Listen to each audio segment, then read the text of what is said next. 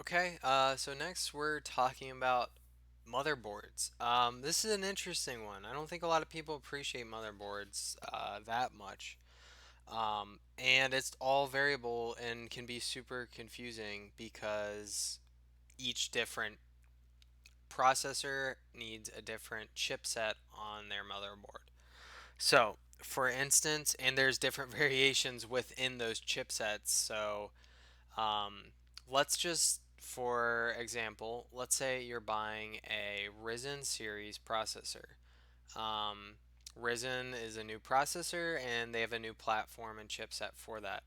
So, Ryzen uses the AM4 chipset. So, when you're searching online for Ryzen, you want to look for AM4. If you're looking at Intel right now, um, I'm not super up to date on Intel, but they're on LGA 1151 for their regular desktop, not enthusiast build processors.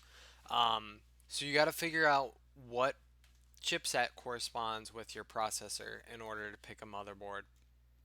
Next, something to know about motherboards is overclocking. A lot of people are super scared to overclock, but I would say nowadays it's very hard to like burn up your processor when overclocking.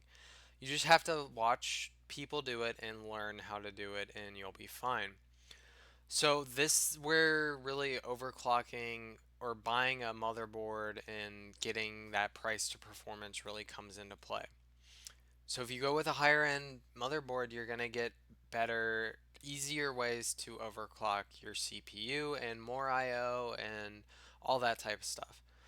Now, I would say that there's some really good options in the $100 range for Ryzen series motherboards. For instance, the uh, where is it? Let's look at this one. I've seen a lot of good stuff with this one.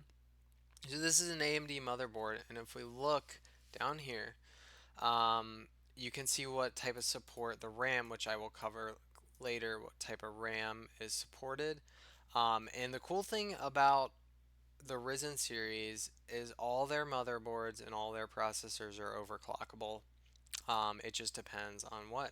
So it shows you what type of memory, or what supported channels. So that's like what I did in the building PC. You want to put it in 1 and 3 slots.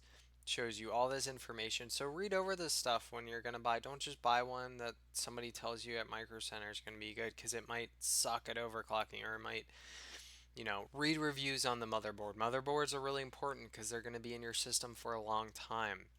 Especially a really good highlight of going with Ryzen right now is that it's a completely new platform, which means they're going to be developing processors for the AM4 um, socket for a long time, which means an upgrade on the CPU is as easy as buying a new processor and slapping it in that slot.